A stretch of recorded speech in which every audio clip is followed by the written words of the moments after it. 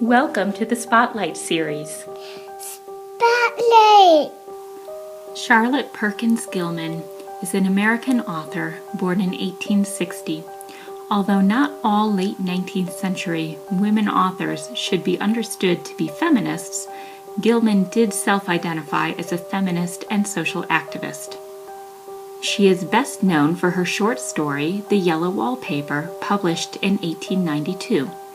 Fiction need not be based in what we might call real events, but The Yellow Wallpaper is drawn in part from Gilman's own experience of postpartum depression. The Yellow Wallpaper is an important feminist work and critique of a patriarchal medical establishment, but also represents fiction well in its rich descriptive detail, dimensional characterization, and importance of conflict to drive the plot forward. One affordance of fiction is that it's written in prose. An author need not rely on dialogue and action, as in drama, but can create vivid internal and external scenes that are realistic through carefully chosen descriptive details. It is dull enough to confuse the eye in following, pronounced enough to constantly irritate and provoke study, and when you follow the lame, uncertain curves for a little distance, they suddenly commit suicide, plunge off at outrageous angles, destroy themselves in unheard-of contradictions.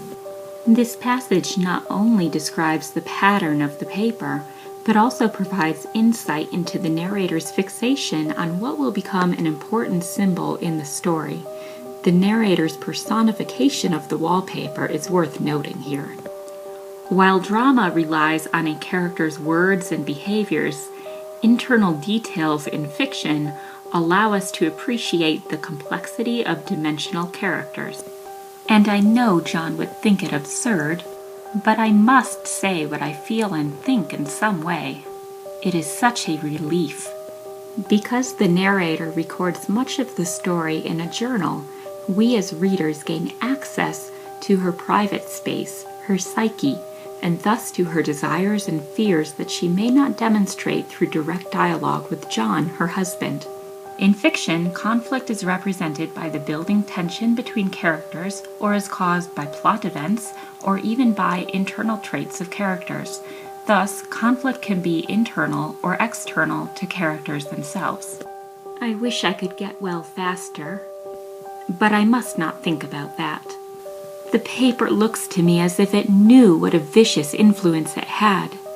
For this narrator, conflict is not only demonstrated between her and her husband, but is also discerned in her internal reflections as she struggles to regain her health and establish a sense of identity.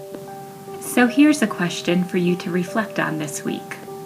Considering some of these unique features of fiction, realistic descriptive details, dimensional characterization, and internal as well as external conflict, what might The Yellow Wallpaper look like if it were recast as drama, and would it lose anything?